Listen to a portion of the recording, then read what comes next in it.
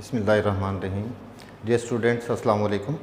Today we are going to discuss ATP, the cell's energy currency, the main source of energy in the cells. ATP को आज हम बेटे discuss कर रहे हैं.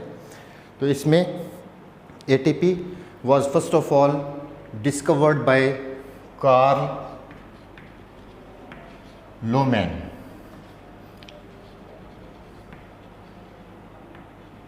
in 1929.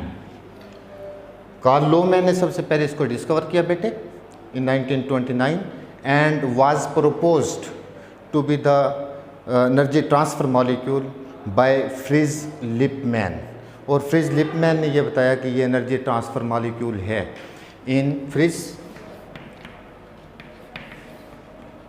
Lipman in 1941. He proposed that ATP was the energy transfer molecule. तो fridge Lipmann ने ये बताया. अब हमने बेटे ये बात की है कि ATP is the energy transfer molecule, main source of energy. It is the main source of energy for all the activities which are going on in the cell के अंदर जो भी सेलुलर एक्टिविटी चल रही होती हैं उनके लिए main energy source that is energy currency that is ATP. तो उसमें जो भी सेलुलर एक्टिविटीज़ होती हैं जिसमें फॉर्मेशन ऑफ मैक्रोमॉलिक्यूल्स है जिसमें ATP, फॉर्मेशन ऑफ ATP और formation of macromolecules like proteins, RNA, DNA और movement that takes place in the organisms. movement कोई भी होती है या the transmission of nerve impulses, exocytosis, endocytosis and active transport. These are the different activities which are going on in the body and ATP is the main source of energy for all these activities. अब हम बात ये कर रहे हैं बेटे कि ATP has the ability to store and to release energy. अब ये इसके अंदर जो ability है कि ATP that can store and that can release energy, that is due to its molecular structure. ATP का जो molecule होते हैं ना उसके बेटे ATP molecule consists of three subunits. ATP के मॉलिक्यूल के अंदर 3 सब यूनिट होते हैं. वो number 1 adenine that is double ringed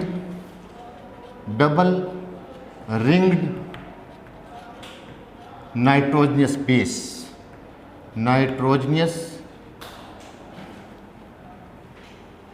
base. एक तो ये यूनिट होता है. Second one is ribose 5 carbon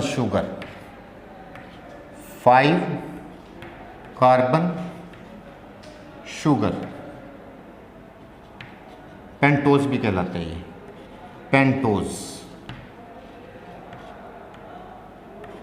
and 3 phosphate groups 3 phosphate groups in linear chain.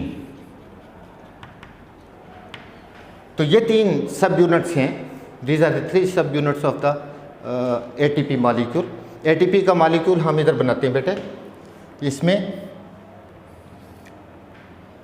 ये adenine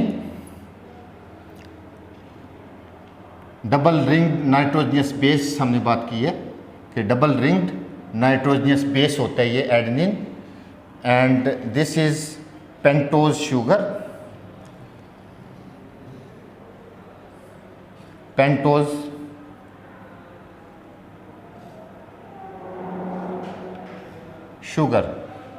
5 carbon sugar and 3 phosphate groups are present in linear chain. 3 phosphate groups होते हैं linear chain के अंदर।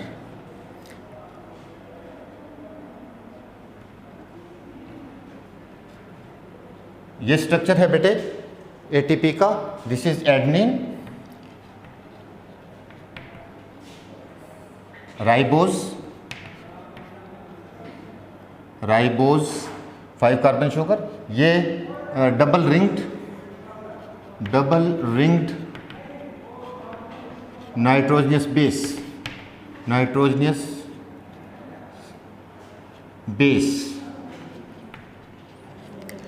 Ribose 5 carbon sugar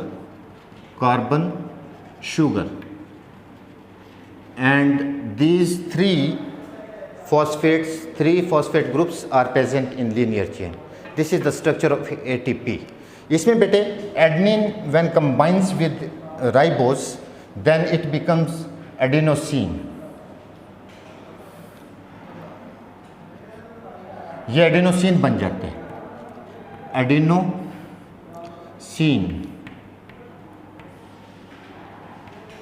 it is also called nucleoside, इसको nucleoside भी कहते हैं, nucleoside भी कहलाता है ये ribose 5 carbon sugar and adenine nitrogenous base when they combine together then adenosine or nucleoside is formed. तो adenosine के साथ जब ये फॉस्फेट मिलते हैं then it becomes nucleotide. ये न्यूक्लियोसाइड है या एडिनोसिन है, और जब फॉस्फेट इसके साथ मिलेगा तो ये बन जाएगा न्यूक्लियोटाइड। तो इसके साथ अगर एक फॉस्फेट मिलता है, if one phosphate combines with this adenosine then it becomes AMP, adenosine monophosphate, और जब दूसरा फॉस्फेट मिलता है then it becomes ADP, adenosine diphosphate। जब तीसरा फॉस्फेट ग्रुप मिलता है then it becomes ATP। ये यहाँ से आप देख रहे हैं कि एडेनिन एंड राइबोज एडिनोसिन बन गया। एडिनोसिन के साथ जब एक फॉस्फेट का ग्रुप मिलता है तो ये AMP, एडिनोसिन मोनोफॉस्फेट। जब दूसरा फॉस्फेट मिलता है तो ADP, एडिनोसिन डाइफॉस्फेट। जब तीसरा मिलता है then it becomes ATP।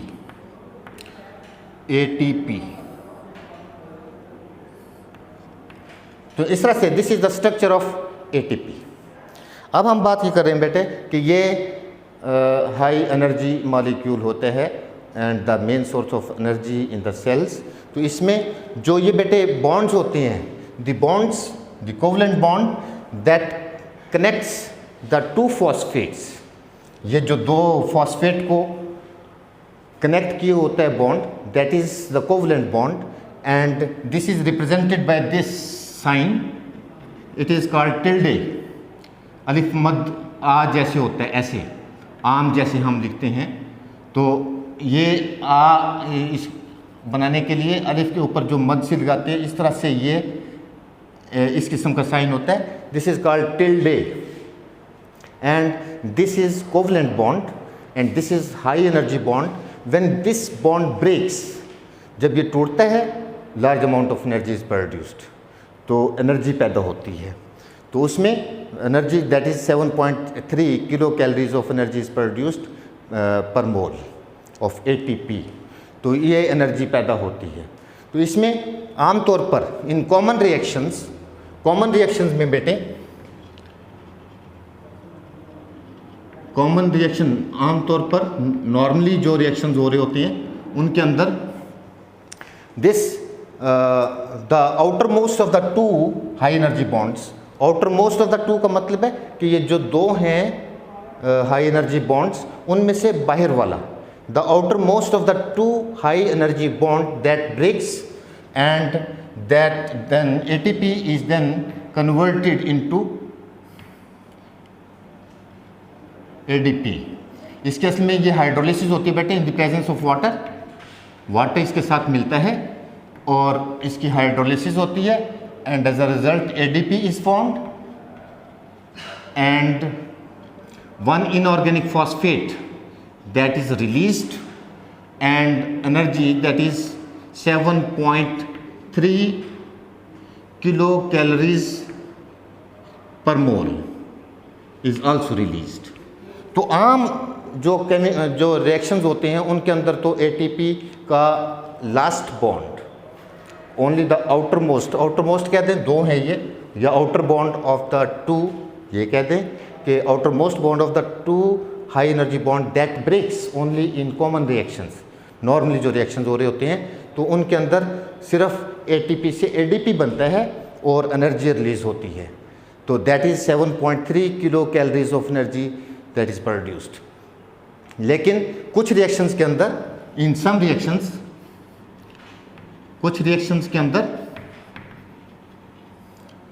ADP की हाइड्रोलिसिस हो जाती है और water when combines with ADP then AMP is formed, AMP is formed along with the release of one inorganic phosphate, and 7.3 kilocalories of energy is released per mole।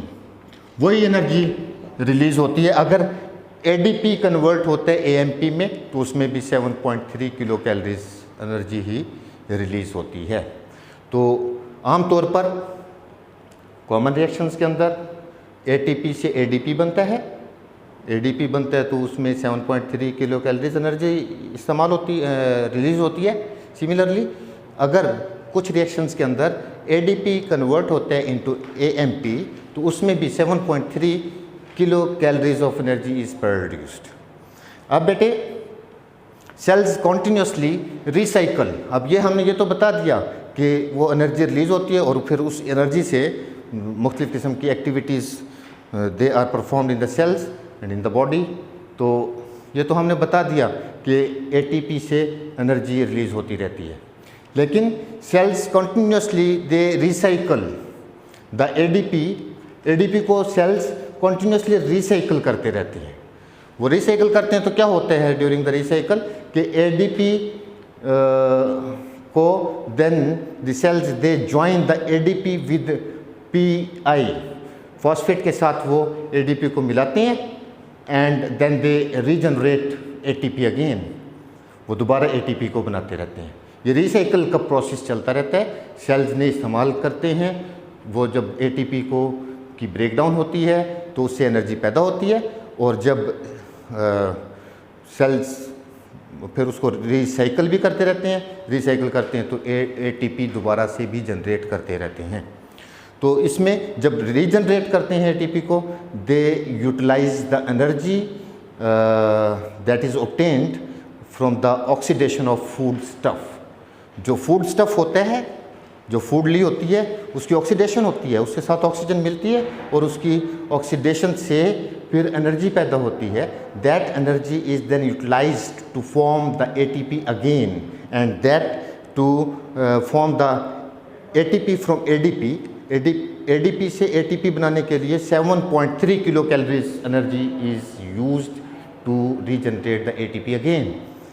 ATP को दोबारा बनाने के लिए भी 7.3 किलो कैलोरीज एनर्जी ही इस्तेमाल होती है, और वो energy that energy is then obtained by the oxidation of food stuff. तो in this way we can say that the formation और formation of ATP is due to the energy releasing process। वो energy releasing process से ATP बनता है, and the breakdown of ATP, और ATP की जब breakdown होती है that is the energy releasing energy consuming process, that is due to the energy consuming process. तो एनर्जी कंज्यूमिंग प्रोसेस के अंदर ATP की ब्रेकडाउन होती है और एनर्जी रिलीजिंग प्रोसेस में ATP जनरेट होती है।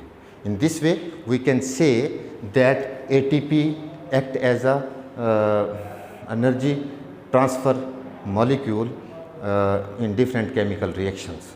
तो मुख्तलिफ केमिकल रिएक्शंस के अंदर ये ATP एनर्जी ट्रांसफ़र मॉलिक्यूल के तौर पर काम करता है। तो इसमें एक पैच में भी ये लिखा हुआ है बेटे कि when cells utilise the energy, कि जब सेल्स एनर्जी को इस्तेमाल करते हैं, देन दे जनरेट, एनर्जी को वो इस्तेमाल करते हैं, and then they generate ATP from ADP.